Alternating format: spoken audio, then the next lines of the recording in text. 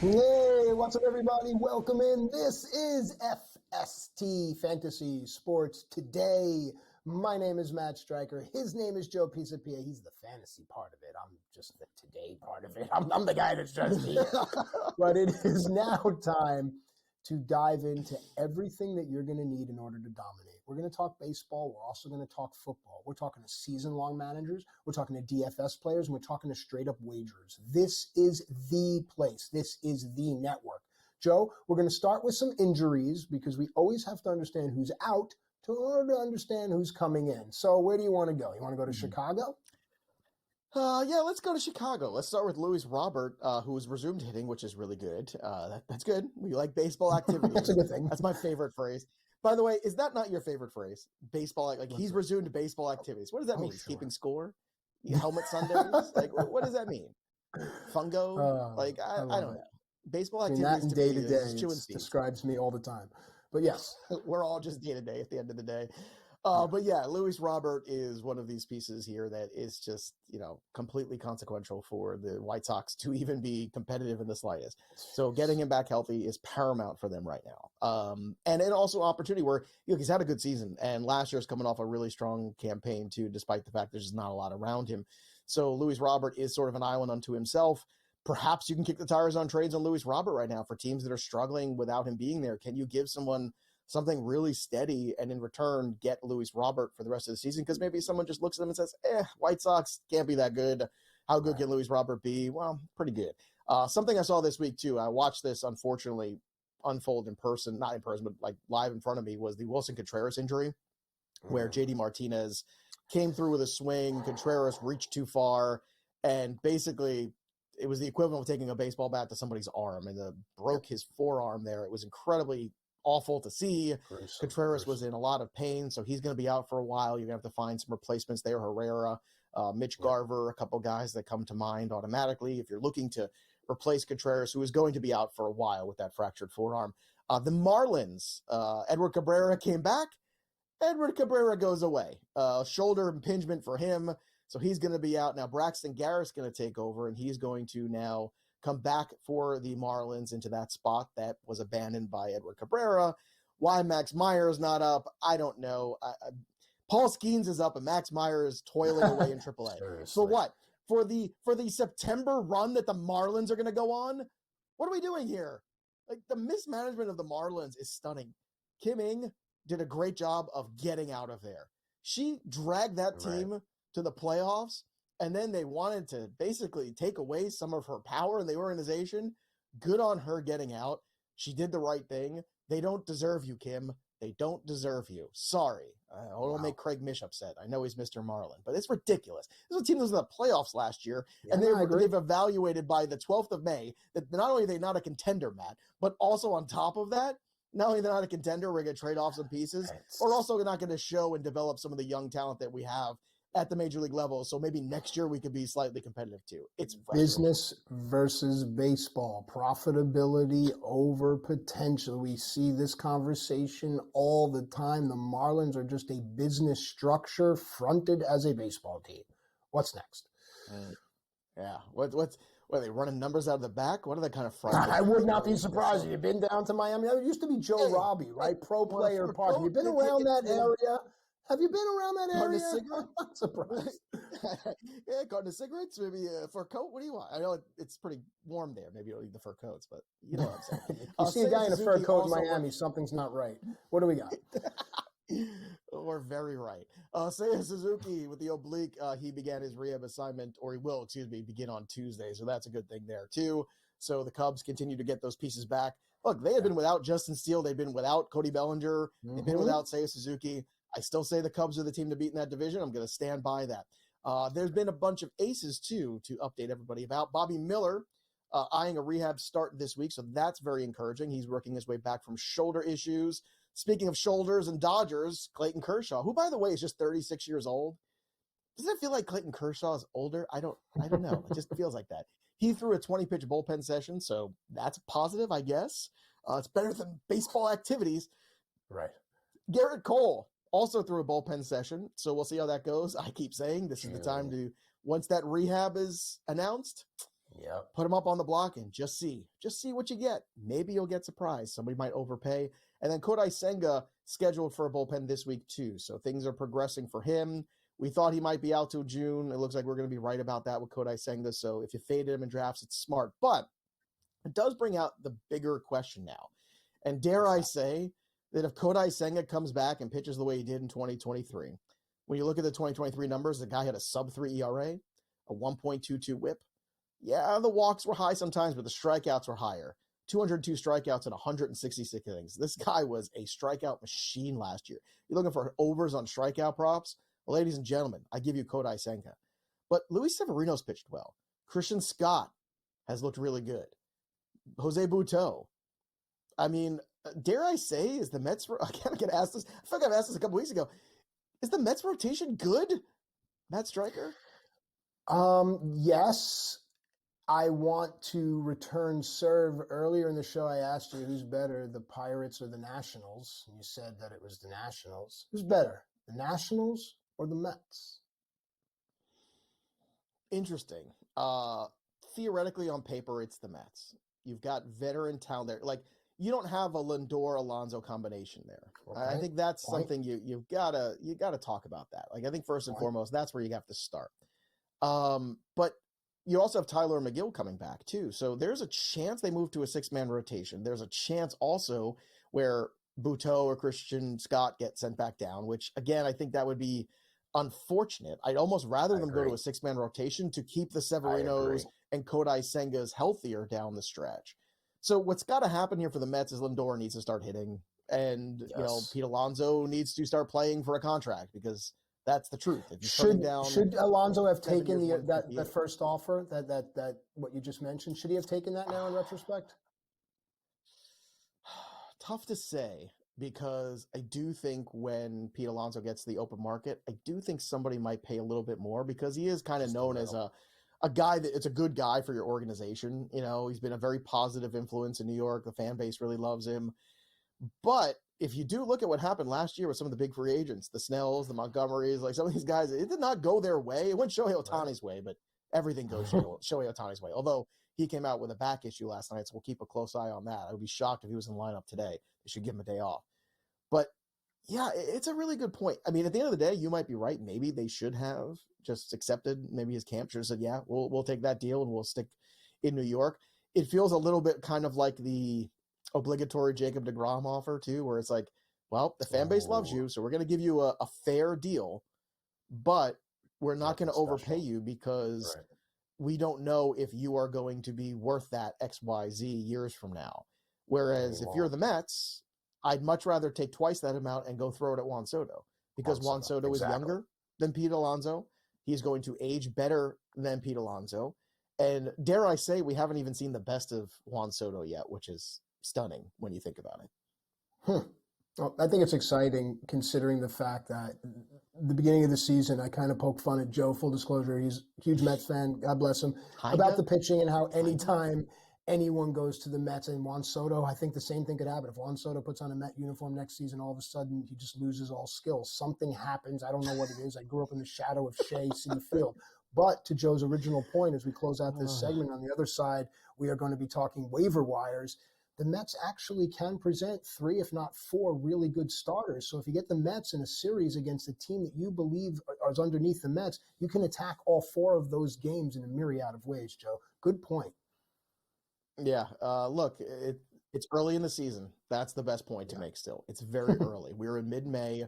There's still 4+ months of baseball to go. It's a marathon. It's not a sprint. They say it for a reason. Yeah, it's a cliche, but it's also honest. So a lot left to uncover here. And good news, there's some players that can help you the rest of the season. We're going to tell you who you return on the waiver wire.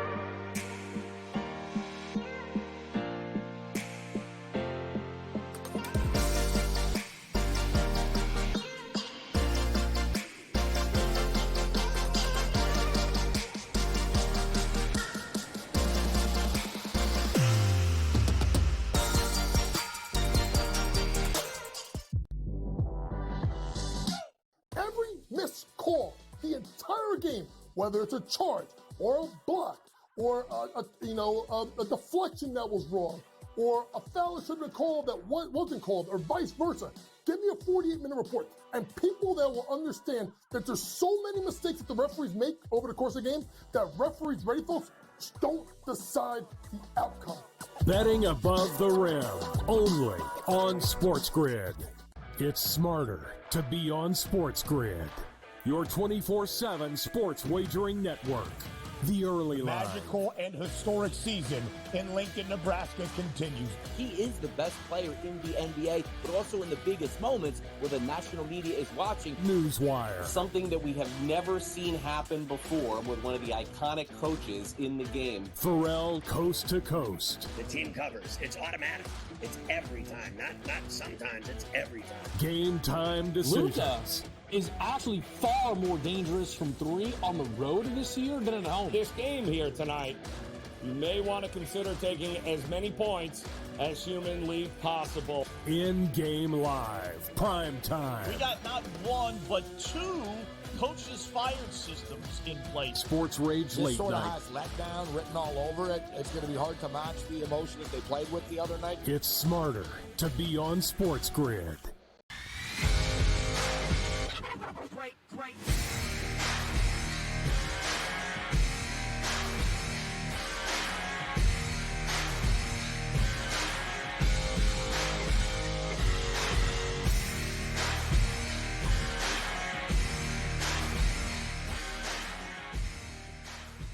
All right, welcome back into FST Fantasy Sports today. Matt and Joe with you here. We're going to get to the waiver wire, but what I always like to do is bring forward conversations that Joe and I have off the air onto the air, because I think, again, I've told you guys, at SportsGrid TV, keep the conversation going. I think our fan base is very intelligent, so I love to include them in our conversations. Joe posited a notion that the Orioles, when Mike Trout was healthy, could definitely come to the Angels with a package that could get Mike Trout into the postseason. And then, Joe, you were mentioning how the Angels really missed an opportunity with Ohtani last year. Just give me a quick 30 seconds as to your thought of what a team like Baltimore could do with their embarrassment of minor league riches, and then we'll go talk waiver wire. Well, I think the thing is, when you have an embarrassment of minor league riches, you realize that there's some guys that are just going to be log jammed in there, where not everyone's going to get to play. Like right now, Colton Cowser, everyone was freaking out how great Colton Cowser was, right? And he's a good player. But Kobe Mayo behind him might be better. You've got Westberg, you've got Jackson Holiday, you've got Heston Kjerstad. I mean, we just keep going on and on about what's there in the minor league system. It's not going to be for everybody. And to a certain extent, you invested in that move for Corbin Burns. You want to take advantage of it. So the problem is now with him coming out, with this injury, he will come back eventually from it. Does he get himself back to a point, Mike Trout, where he gets to a spot where another organization feels confident in investing and flipping young talent? And if you're the Angels, do you just take whatever you can get and just kind of turn the page and free up money? I think that's the big thing too. It's one, like Mike Trout's not going to be a free agent anytime soon, but what do the next 2 to 3 years look like for him? And would you rather take a Kobe Mayo and Heston Kjerstad for him? Now, that's a lot to get from Mike Trout, but he's Mike Trout. I mean, and you saw it, Mike Trout of old in April. The problem is the body continues to break down. And this is the whole thing of leveraging. And it's funny because it's the same lesson we talk about in fantasy, right? We were having a conversation just the week before about, trading Mike Trout for Julio Rodriguez. And the week after that, Mike Trout gets hurt. I mean, it's just, if we can see it in fantasy, I don't understand why major league organizations still struggle with some of this vision. Because if they had traded Shohei Ohtani last year to the Dodgers and gotten, I don't know, Emmett Sheehan and maybe another piece or two. Right. Wow. Like all of a sudden you have something to show for that for your team. Mm-hmm. Maybe it was now what do you have? Now what do you have? Nothing to show for it. Maybe a draft pick, right? We'll see if we can get that right because they've struggled there too. The same thing's going to happen with Mike Trout. I think that's my concern here for the Angels. They're an organization now stuck in this perpetual cycle of being bad because they can't capitalize on when they should get out of the business of certain players. All right, so let's get into the business of certain players. Let's troll the waiver wire. We talked about needing some players at first base and outfield. We have two of them here. Let's go. We'll start in Cleveland. What do you got? look, Kyle Manzardo has been a slugger down there in the minor leagues. There's going to be ups and downs with these young players, but you want him on your roster. He's available still in about 40% of leagues. He's got real power. He can hit for average. Again, there's nothing left for him to prove at AAA. We said that last week. We talked about him, and guess what? He got called up this past week. So very exciting, right? Unfortunately, the results haven't been mind-blowing yet, but he is going to DH. He'll play some first base. Josh Naylor's been terrific. Jose Ramirez is terrific. The Cleveland Guardians, despite losing Shane Bieber at the top of this year, are still very much in the thick of things. So it seems like this Manzardo push is a good thing where they're saying, hey, we're going to compete. Manzardo is a guy that, again, there might be some ups and downs. You have to take that with a grain of salt, but you have to play the long game and be patient. Give him May. Give him June. If he's not hitting by July, you send him down, but I'm not saying you add him and you play him right away. I am saying you want to add him and stash him at the very least just to see what he's got. And frankly, if he does start to hit and you don't believe in the player, you could package him in a trade for something you do believe in that is a little bit more proven track record. Maybe the upside of Kyle Manzardo brings you back a struggling Nick Castellanos. That's a trade I'll make every single day of the week. Wow, I like that. All right, we had mentioned some hidden gems out in Oakland, Abraham Toro, Shea Langeliers. This next player provides pop, and I believe that it's consistent. I believe that what we saw glimpses of this player do last season, and now following him on social media, I believe that that's the player we're going to see. Talk to us about Brent Rooker. Who's leading the league in OPS over the last 2 weeks, Matt? It's Brent Rooker. Yeah, 4 home runs, 14 RBI. He's got 8 walks, too, which is kind of nice to see. You don't see this very often from Brent Rooker. Right. 8 walks, 10 strikeouts, hitting 386, 1208 OPS. Now, look, that's not going to last at that level, but this is a guy that's got 30 home run power. You saw it last year. He was a waiver wire darling last year. And if you picked him up, you got the power. So at the very least, he's not going to hit 300. That's not who he is. But the A's are more competitive than people realize, even though no one's out at the ballpark seeing it. The Brent Rookers of the world can give you power. And the fact that he is still available in almost half of leagues is stunning to me, especially over the last 2 weeks, how good he's been. Another guy, too, Taj Bradley, should be added immediately. He's a good young prospect for the Rays. There's a guy we talked about last week. I just want to bring it back this week because the roster percentage didn't go up enough. It went up a few points. He's still available in 50% of leagues. Everybody could use pitching. Sure, there will be bumps in the road with Taj Bradley. This is what young players are going to give you, but there's upside. There's strikeout upside, too. Taj Bradley was a top prospect for a reason in this organization, and I think eventually he will figure things out. And then another piece, rostered in just 12% of leagues, is Tyler McGill of the New York Mets, who has been fantastic in rehab starts so far. So Tyler the Terrible. He is striking out guys at an alarming rate. He looks healthy. It feels like the Mets want to get him back into that rotation. So what does that mean? It means one of two things. Either they're going to go to a 6-man rotation, which I think is possible, or somebody's going to get the boot. It could be Buteau. It could be Scott. We shall see. But Tyler McGill's working his way back, and he is rostered, as you can see, in less than 20% of leagues right now. So if you need some starting pitching help, be ahead of the curve, because I do believe after this weekend, you're going to get him back with the New York Mets very soon, probably at the tail end of this week. And if that happens, again, you don't want to be chasing that. Of what if he shows up and has a really good start, and then you have to pay 3 times as much with your free agent budget. There's one more guy, too, who's less than 20% rostered, and it's Tommy Pham of the White Sox, who gives you a little pop, gives you a little speed. He's playing pretty much every day. If he continues to play well, at some point, some other team's going to come knocking on the door, and he's going to get traded to a contender. So, and you're in deeper leagues, Tommy Pham is another one of these guys that is a good bench bat for you right now, despite the fact that he's on the White Sox. Now, when we return, we're going to take a look at some of the line movement in Major League Baseball. We've done this with the awards, but now we're going to look at some team futures. So stick around. We're going to make you some money on FST.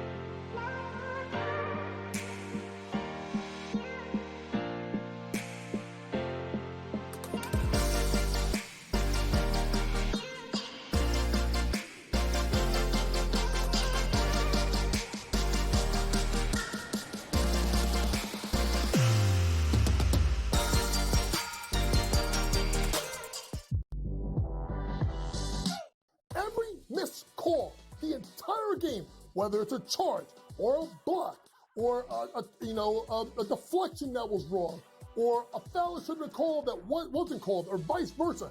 Give me a 48-minute report. And people that will understand that there's so many mistakes that the referees make over the course of the game that referees, ready folks, don't decide the outcome.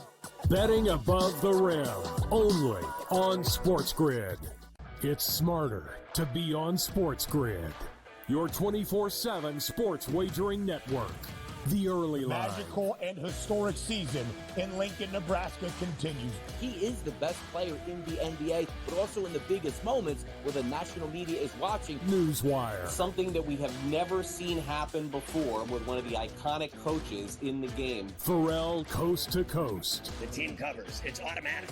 It's every time. Not sometimes. It's every time. Game time decisions. Luka is actually far more dangerous from three on the road this year than at home. This game here tonight, you may want to consider taking as many points as humanly possible. In-game live. Prime time. We got not one, but two coaches fired systems in place. Sports Rage This late sort night. of has letdown written all over it. It's going to be hard to match the emotion that they played with the other night. It's smarter to be on SportsGrid.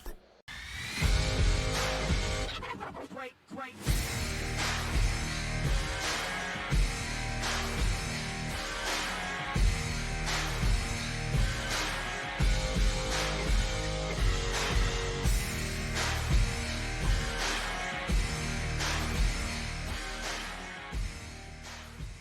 All right, welcome back into FST Fantasy Sports Today. Matt Striker, Joe Pisapia giving you everything you need in order to dominate. It is now time to look at line movement, and I love sitting here with Joe because I believe, Joe, you have such a keen eye for seeing line movement, finding what's called the middle. Stockbrokers will always find that middle and then taking advantage. So let's look at the American League 2024 odds, talk about line movement, and really just empty your brain here on how you think the best way to go on wagering. No, because look, Joe, I'm gonna always be honest here. You are right more often than you are not. And the best part about it is that you don't brag about it. So allow me to tell people that Joe is often more so than he is not. He's right more often than he is not. With that said, 2024 odds for the AL. What do you got? Look, the Yankees right now, because they're a very public team, they're the Yankees, are at the top at plus 300. Well, when Garrett Cole is healthy, I'll buy into that 300. I don't want to buy into it yet. The Texas Rangers at plus 650, the reigning champs. Yeah, at some point you're going to get Scherzer back, but that thumb seems to have stalled him right now. So, while again, I'll believe that when I see it. They had a great run. It was magical last year. Josh Young will be back eventually, sure. And Marcus Semien, I think, is one of the most underrated players in all of baseball. Like, that guy just does not get enough credit of how good he has been since going back to the end of his Oakland days, where I just don't think people realize how good this guy's been for how long. The Seattle Mariners are still a team that I'm circling because I think they're extremely dangerous. They need to make a move for a bat. They need more help for Julio in that lineup. They just don't have it right now. So I was concerned that they were going to miss Teoscar Hernandez's presence in that lineup this year, and guess what? They have. So they need to bring somebody of that level, whether it's a Robert, whether it's an Alonso, whether it's somebody else. I don't know who it's going to be yet, but it's going to be somebody. And Seattle would be foolish not to go all in with this pitching staff they have. Because when you have Castillo, Kirby, Gilbert, Miller, that's about as good as it gets in Major League Baseball. Right. So the Baltimore Orioles, though, to me, are the best investment on this board because the Baltimore Orioles are the team that controls their own destiny. They have the ace at the top with Corbin Burns. Eventually, you get Grayson Rodriguez back healthy. Bradish has been much better than I thought he would be coming off that injury. I've been shocked. Let's cross our fingers that it maintains. They have Gunnar Henderson, who, you know, maybe is a Chipper Jones-esque sort of player. Like maybe he is that kind of a guy, if you want to put a comp on him, right? Wow. You have an opportunity with Adley Rutschman, a great leadership guy. You have all the pieces there, plus you have all the depth, which means if you have injuries, maybe some of the kids can come in there and make some noise. Jackson Holiday failed the first time. I don't think he's going to be a failure. But all of that capital you have in the minor leagues also allows you to possibly flip them for a closer if Craig Kimbrell can't get straight here. Maybe you can get a Mason Miller from Oakland right now. Maybe that's the trade you make. We talked about Mike Trout. We talked about a lot of things. So I don't think the Yankees have the will to move a Jason Dominguez or a Spencer Jones. I don't think they want to do that right now. I think the Orioles are willing to do that. The Orioles are a team with a new ownership that's going to be aggressive, and they are going to do whatever it takes because this is a window and they recognize it. It's why in the offseason they went out and got Burns in the first place. So the American League, to me, plus 470, I like the Baltimore Orioles, Matt. I really do.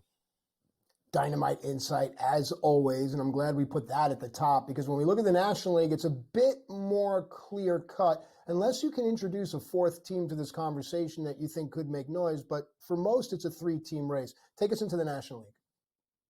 Well, no Spencer Strider for me really hurts the Braves. Now, it's not hurting them as much in the odds, which is kind of funny when you look at it, plus 250. The Dodgers, again, very public, plus 145, not getting the best number. I keep going back to the Phillies here. Because the Phillies have an MVP candidate in Bryce Harper. Eventually, some of these other guys are going to hit. Now, Bryson Stott is hit. Trey Turner's going to be out for a while, but he'll eventually come back. I think when you come to the Philadelphia Phillies, you're looking at a team here where you have Zach Wheeler, who's been the best pitcher in the National League. You have Aaron Nola. The rest of this rotation's been good. The Phillies are an extremely intriguing piece, and they are one of the few teams, Matt, that when games start to matter at the end of the year, yes, the Philadelphia Phillies have a home field advantage because that place is bananas. So you can't say that about a lot of stadiums in a lot of cities nowadays. You can still say it about Philly. And looking at the National League, it's going to take whatever team that's going to come out of the National League East. It looks like they could challenge the Dodgers. Maybe the Nationals can make some noise. I'm kidding. Let's go to the World Series now and see where do we finally land before the segment ends. See, we said nice things for Sam, and now we're taking it all back. Look, you're looking again. The Phillies at plus 950. The Orioles at plus 1100. We have a very easy World Series, wouldn't it, right? And I think to invest in both of them right now would be really smart because I think you might get – you could win here already. If you invest in both and ends up being the World Series with these two teams playing each other, I think you've already won. When we come back, we're going to continue to look at the world of fantasy, but this time, football. We return on SportsGrid.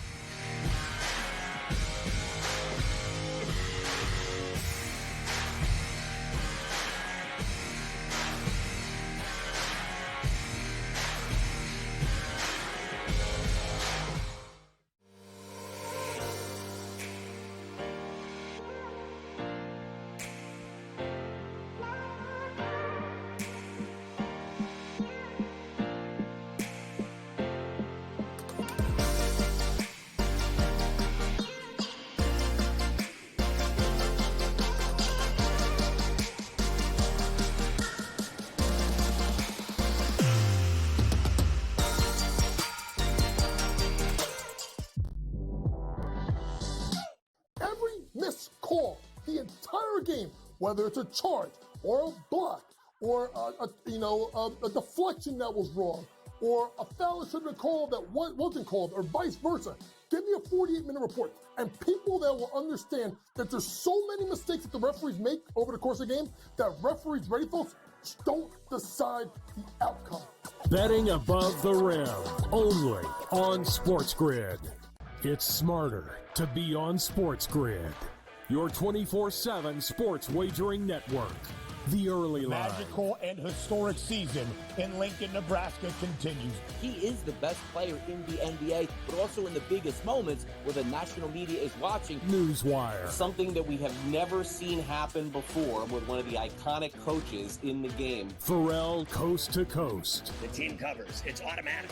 It's every time. Not sometimes. It's every time. Game time decisions. Luka is actually far more dangerous from three on the road this year than at home. This game here tonight, you may want to consider taking as many points as humanly possible. In-game live, prime time. We got not one, but two coaches fired systems in place. Sports Rage This Late sort of Night. has letdown written all over it. It's going to be hard to match the emotion that they played with the other night. It's smarter to be on SportsGrid.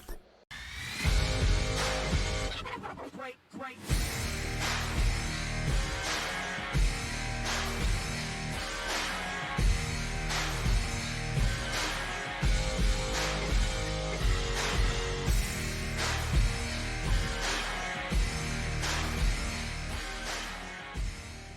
All right, welcome back into FST Fantasy Sports today. Matt and Joe with you here, giving you everything you need in order to dominate, whether it's season-long DFS or straight-up wagering. We've got you covered. We covered baseball, but now, folks, you understand that it's never too early to get ahead of the game, especially when it comes to football. Now, during the break, Joe and I were discussing comfortable footwear. Joe's not a fan of the Croc, and I have to say that I like the furry Croc. Now, Joe has some injuries. I do as well. For instance, my hands. 25 years of fighting, mixed martial arts, wrestling. People shake my hand. They always want to be very tough and show me how strong they are. It hurts me. Please be gentle with me, Joe. I know you don't like the Crocs. That's how I feel about the tough handshake. We're going to go into NFL ADP risers and fallers, but I'll let you comment on the footwear first before we go into the risers. What do you got? 2 words for you, Matt. Uggs slippers. Telling you. Okay. The Uggs slippers, the most comfortable thing. I swear by them. The problem is, though, we're getting to that season where it's too warm for the Uggs slippers. Too hot. And that's where I struggle now again. The knees, the feet, as somebody who fought for 20 years himself, it's just a lot. The plantar fascias, the things that you had over the years, you want comfort in the footwear department. I find being barefoot is the best thing, especially in the summer. Yes, I'm not finding that as barefoot, well. dude. It's the best. Nope. All right, what do we got here? You and I both. We're gross. Everyone hates us. All right, let's talk about some positive things. Right now, a lot of people. Please. The draft is settled, right? So before we get to some rookie stuff, which we will in the next segment, I want to talk about some best ball stuff too, because everybody's already looking right now, looking at the best ball market, trying to get some early values there. But some guys are already moving well up there. And one of them is Anthony Richardson. I just finished his profile in the upcoming Black Book for 2024 for NFL. And I'm aggressive. I'm one of these people that's going to ruin the Anthony Richardson ADP. And the reason I'm going to ruin it is because a few reasons. The first is because I really believe in Shane Steichen. I think he's one of the best young offensive coaches that the league has seen in a long time. You saw what he did a few years ago when he took that Eagles team along with him to the Super Bowl. That was the offense that got to the Super Bowl. It was the Shane Steichen offense. When he left and took his ball to Indianapolis, you saw things fall off a map dramatically for the Eagles last year. Yeah. You saw a glimpse of the greatness that could be Anthony Richardson. The character's off the charts. The skill set's off the charts. The measurables are off the charts. He's as big as a linebacker, throws the ball 70 yards downfield, and he's as fast as a running back. Like, it's just, you should not have a human being who could do all this. The trouble is he's still pretty green at the quarterback position, but that's okay in fantasy. And the reason that's okay is because of the points he gets with his legs and the rushing equity, the rushing touchdown equity he brings. I want to give you a perspective here too. So we obviously know that, his season ended shortly last year. He only played a few weeks, but when he did play, in 2 of those 3 full games that he played, he finished as QB4 and QB2. So in week 1, he had 29 points. That was good enough there. And the week before that, week 1, he had 21 points. Week 4, 29 points. That's not good. That's great. That's a guy that's going to win you your week. And in best ball drafts, having the upside of him and then later being able to take another quarterback that, you could just kind of take the boring Baker Mayfields of the world who are going to be league average or maybe slightly better. That works for me. So Anthony Richardson already moving up draft boards in best ball and in early drafts already in dynasty startups and things like that for a reason. And I think you should be bullish on Anthony Richardson at this point. To cross streams here, you can equate it to something in baseball. O'Neal Cruz hype last season went down. This season we thought was the bounce back, and that's not the case. What are the chances that could be for Anthony Richardson on a scale of 1 to 10? Is there a chance that he could not materialize? I think you're right when it says Dela Cruz. I think you got the wrong one. I think it's Ellie. I was talking about O'Neal Cruz for the Pirates. Yeah, but I'm talking about Anthony Richardson. Okay. The comp is okay. Fair enough. Moving on. Yeah. I got it. All right. You got the right guy who could be. Again, we knew Ellie Dela Cruz had a range of outcomes, right? Like, he does strike out a little bit. Remember that second week in April, people were panicking because he was striking out a lot, and then all of a sudden now he steals 12 bases a game. Everyone's calmed down. Okay. And you were high on Richardson also last year, and also I would think a full season with the complement of weapons for that team makes him very, very dangerous. All right, let's move out to Las Vegas. He didn't play in those 4 weeks. One more thing, he did not play in those 4 weeks with Jonathan Taylor. Correct. We didn't get to see what that could be. And now you're getting Jonathan Taylor, more balance to the offense. The Colts, I love for that division. We're going to talk a lot of Colts on this program in the summer. I can tell you that right now. All right, we head out to Las Vegas now, where it is a new name for some a little bit more casual fans, but there could really be a great opportunity in the backfield. Let's talk. Yeah, Zamir White already showed you last year he can handle the workload of a one. Yep. He's got the pedigree, right? He was a good college running back from a college that spurns out, running back university kind of guy. So Zamir White is going to be playing with, let's be honest, below average quarterback play. Whether it's Gardner Minshew or Aiden O'Connell at the end of the day, they're going to have to play defense and run the football. That's going to be the Raiders' MO. And look, to their credit, that's what they did when they went in there and they upset Kansas City in December. Everybody was looking around each other. What did we just see? So Vegas is going to be interesting in that standpoint, but they are going to be a run-heavy team, and Zamir White is that guy. They really didn't do anything else in the draft that makes you think otherwise. Josh Jacobs is now in Green Bay. So this is a bell cow running back that I think you want to pay up for, and if you look at what's going on right now in terms of his value, I think it's really interesting that Josh Jacobs is going 10th overall, and then Zamir White is going as the 22nd running back overall. That does not compute for me. I'd much rather take I'd much rather take Zamir White, who I think by the time we get to potentially August 1st, he's going to be more like the 15th running back going overall. I could see that happening. So Zamir White's a guy, early ADP risers, keep an eye on him because the backfield is his. They're going to have to run the football. So that's all going in the right direction for his fantasy value. That's exactly the kind of running back you want. Lower draft capital, has the job, no competition, offense committed to running the football. That works for me. That's a great point. I would pencil that right here. I would earmark what Joe just said, circle it for your draft boards because he's 1,000% right. All right, now let's go to some fallers here. Now, this is provided. Now, I don't know. I'll ask you, if this particular player gets traded, would it change anything for you? We're talking about Deebo Samuel. Well, here's the thing. If they trade him after June 1st, they save themselves a ton of cap space. And that money, I assume, would go towards signing Brandon Ayuk to an extension. And I think that's probably what we're going to see. Now, they were asking too much for Deebo and for Ayuk during the draft. So I think the 49ers kind of got checked there a little bit. So now they have to make some hard decisions. They drafted Ricky Pearsall, to me, which is an indication of we've got to make some moves here. Deebo, outside of the Kyle Shanahan offense, if he's not rushing the football, is a tenuous piece. You don't know where he's going to end up in best ball, right? If you're drafting early. You don't know what that offense is going to look like. There's been Patriot rumors and some other teams being involved potentially, but at the end of the day, I think it's a very dicey investment. And I think the same can be said also for the next guy on our list too, which is Kyren Williams, who was brilliant last year. Now, they did draft a running back. I think personally, I'm still in on Kyren Williams. He's going to look probably more like at least a 70-30 split of that backfield. Now, that might be a good thing to keep Kyren Williams healthy for 17 games. I actually think people might say, oh, that kind of is a bummer, and they might fade away from him. But at the same time, it might be the thing that keeps him in your lineup every week. And I think you'll make that trade-off. I think that's a deal you're willing to make. There's also a scenario where a healthy Matthew Stafford with Puka Nacua and a healthy Cooper Kupp throw the ball a lot more than they did last year. That could also be a really interesting piece. So Kyren Williams is one of these pieces that is starting to fall a little bit because people are worried about Corum, worried about, what's this look like? Is he a one-year wonder kind of guy? The cheaper I get him, the more I like him. But the more expensive, the more you have to ask yourself, is he worth that draft capital because of some of these question marks we have? Split backfield, what's the offense look like? Can he withstand a 17-game schedule? But we know Kyren was unbelievable last year, and he won a lot of people a lot of money. So tough questions right now in those early best ball streets you're going to have to answer. But one thing's for sure, I love the value of Zamir White and the value of Anthony Richardson. He could be the wild card that breaks fantasy in 2024. I think we know that. We come back, take a look at the mock draft first 4 rounds of a dynasty startup. The draft is done.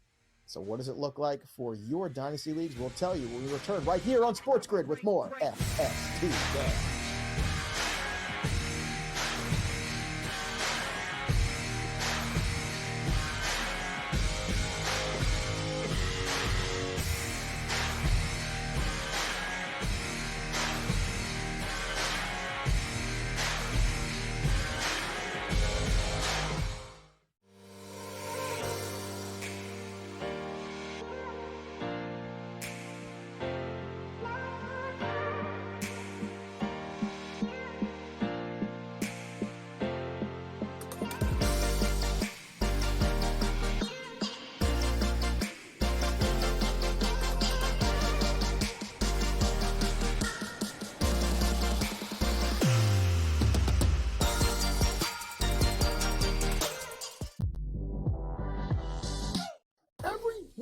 call the entire game, whether it's a charge or a block or a deflection that was wrong or a foul that should have been called that wasn't called or vice versa. Give me a 48-minute report. And people that will understand that there's so many mistakes that the referees make over the course of the game that referees, ready folks, just don't decide the outcome. Betting above the rim, only on SportsGrid. It's smarter to be on SportsGrid. Your 24/7 sports wagering network. The early line. Magical and historic season in Lincoln, Nebraska continues. He is the best player in the NBA, but also in the biggest moments where the national media is watching. Newswire. Something that we have never seen happen before with one of the iconic coaches in the game. Pharrell, coast to coast. The team covers. It's automatic. It's every time. Not sometimes. It's every time. Game time decisions. Luka is actually far more dangerous from three on the road this year than at home. This game here tonight, you may want to consider taking as many points as humanly possible. In-game live, prime time. We got not one, but two coaches fired systems in place. Sports Rage This Late sort of Night. has letdown written all over it. It's going to be hard to match the emotion that they played with the other night. It's smarter to be on SportsGrid. Great.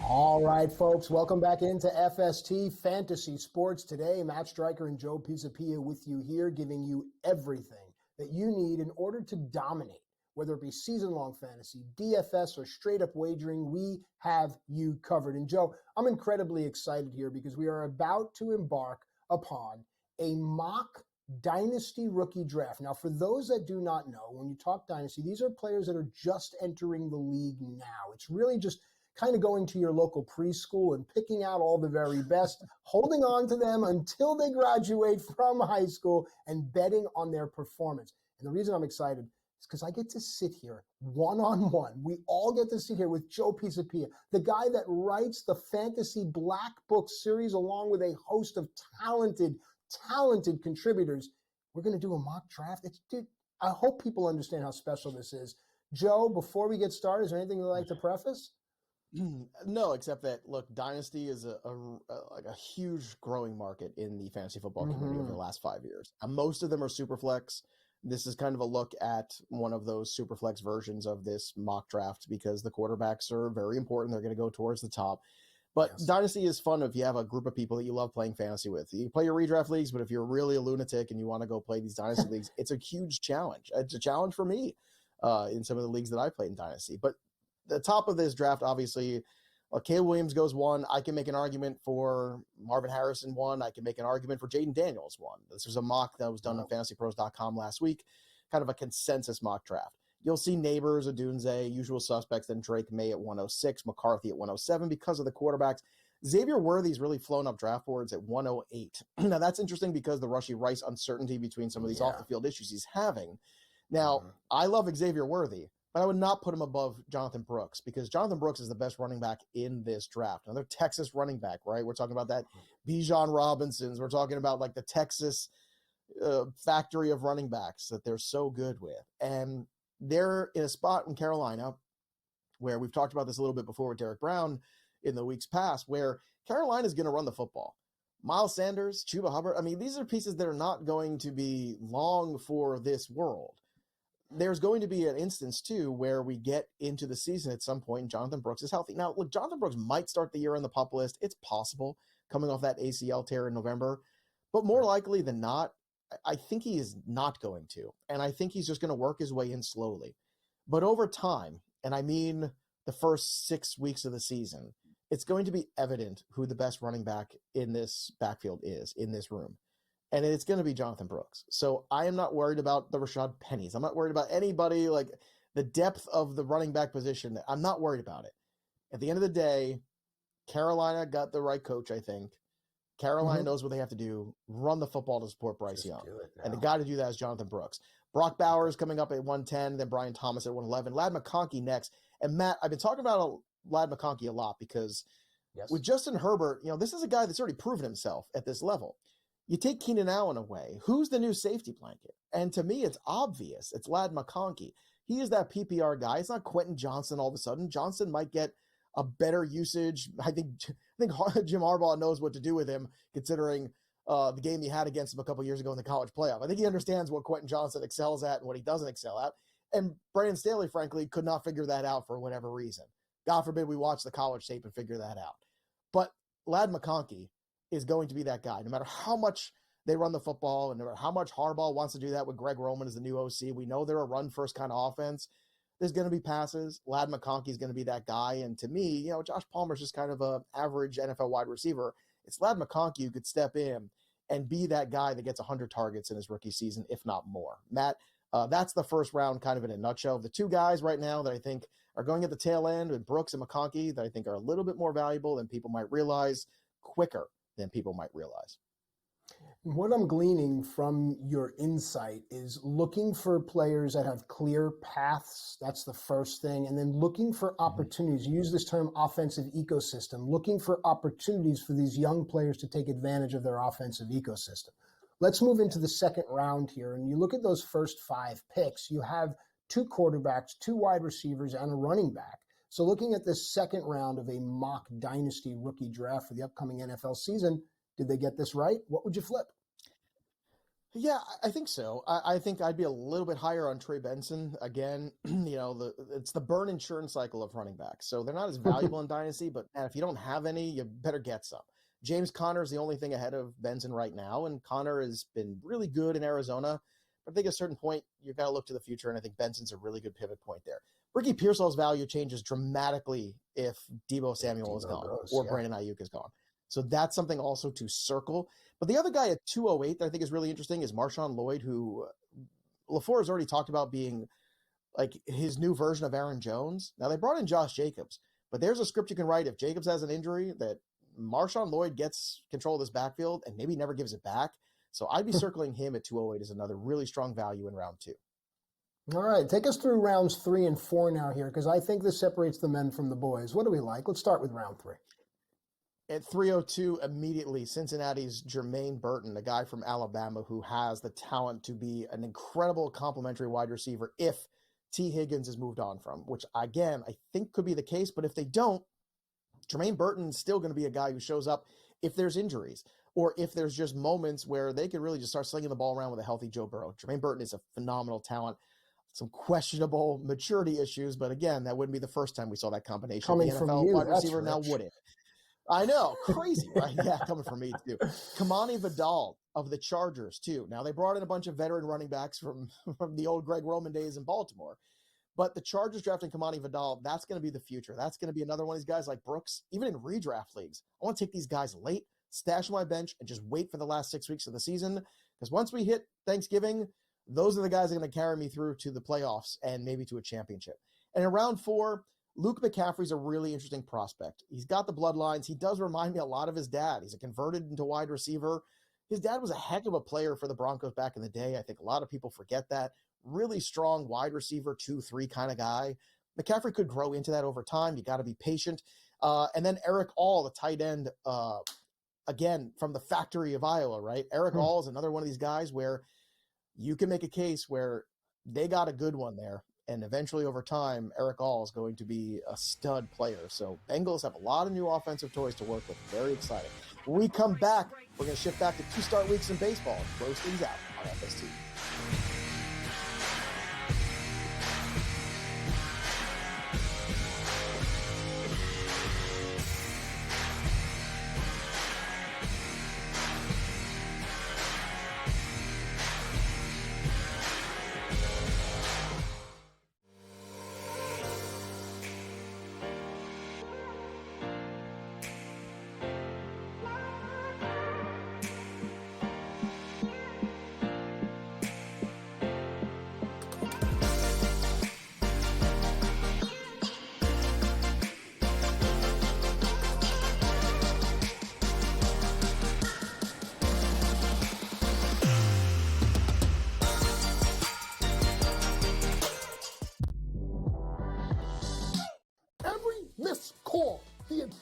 game, whether it's a charge or a block or a deflection that was wrong or a foul that should have been called that wasn't called or vice versa. Give me a 48-minute report. And people that will understand that there's so many mistakes that the referees make over the course of the game that referees, ready folks, don't decide the outcome. Betting above the rim, only on SportsGrid. It's smarter to be on SportsGrid. Your 24/7 sports wagering network. The early line. Magical and historic season in Lincoln, Nebraska continues. He is the best player in the NBA, but also in the biggest moments where the national media is watching. Newswire. Something that we have never seen happen before with one of the iconic coaches in the game. Pharrell coast to coast. The team covers. It's automatic. It's every time. Not sometimes. It's every time. Game time decisions. Luka is actually far more dangerous from three on the road this year than at home. This game here tonight, you may want to consider taking as many points as humanly possible. In-game live, prime time. We got not one, but two coaches fired systems in place. Sports Rage This late sort of night. has letdown written all over it. It's going to be hard to match the emotion that they played with the other night. It's smarter to be on SportsGrid. Great.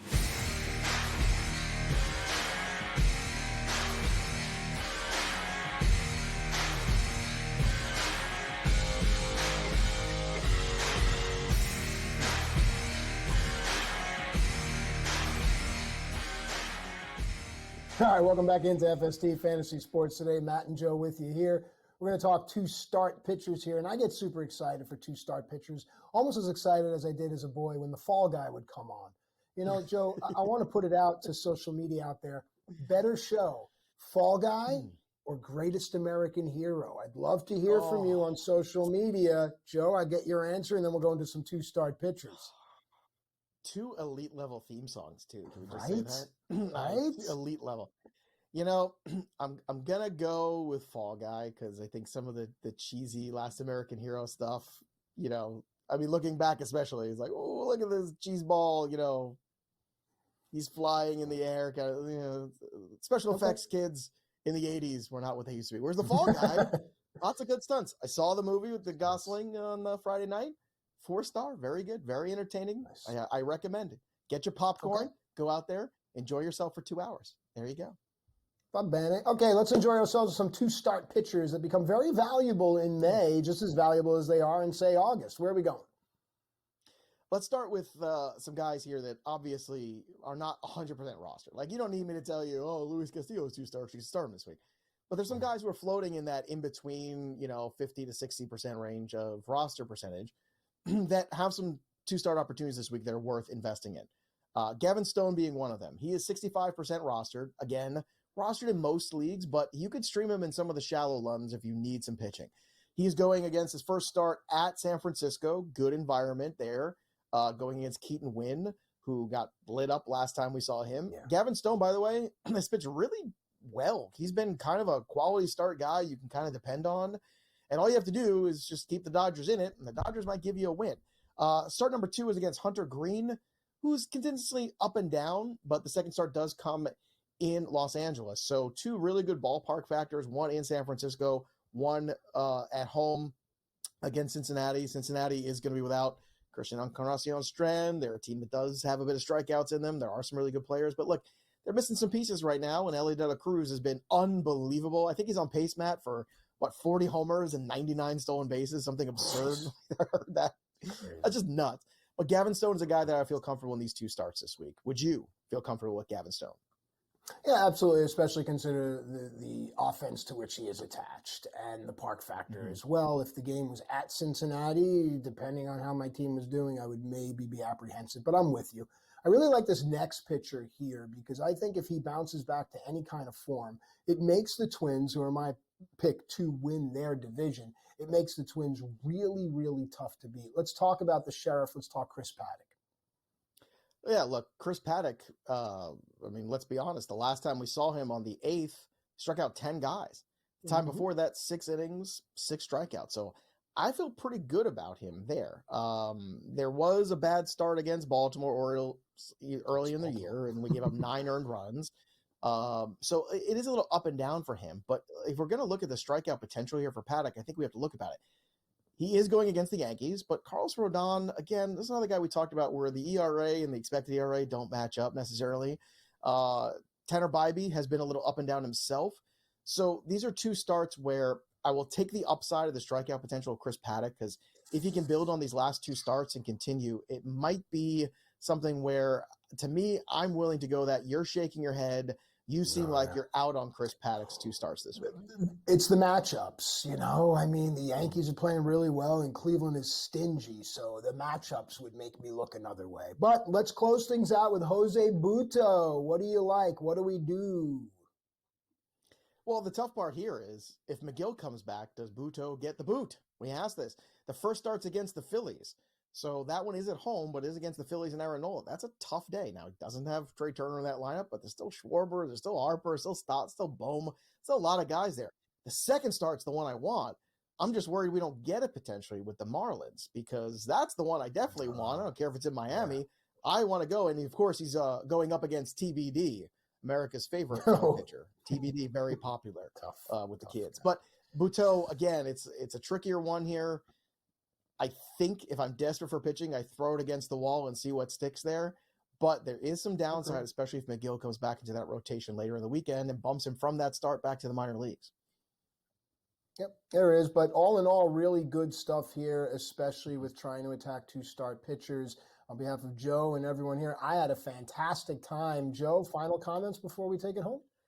Look, we're nothing without our team, our graphics team, our producers. They do a phenomenal job every single week putting the show together and updating things too over the weekend as we get closer and closer with all the big news breaking. So shout out to them. That'll do it for us, though. But the story of the game goes on. For Matt Striker, I'm Joey P. Enjoy your Sunday and happy Mother's Day to all of you out there.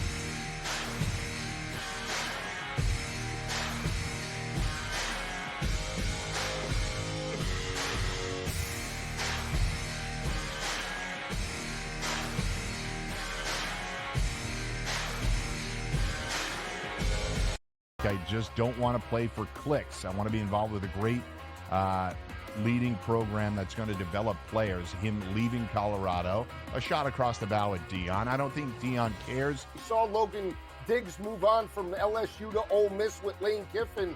Don't be shocked if you see John Emery potentially maybe at another school, maybe like a Miss State or even maybe like a Texas A&M. Inside the transfer portal, only on SportsGrid. Quotes coming out about Embiid. Oh, he's a warrior. You'll never get him off the court. You're just telling me he's an injury. He's one slip and fall away from what's not seeing him anymore in this series. I would have sat him because there was only 1 day between the 2 games. It's 2 days between games 2 and games 3, and it's 2 days between games 3 and game 4. Betting above the rim, only on SportsGrid. It's smarter to be on SportsGrid, your 24/7 sports wagering network. The early line. Magical and historic season in Lincoln, Nebraska continues.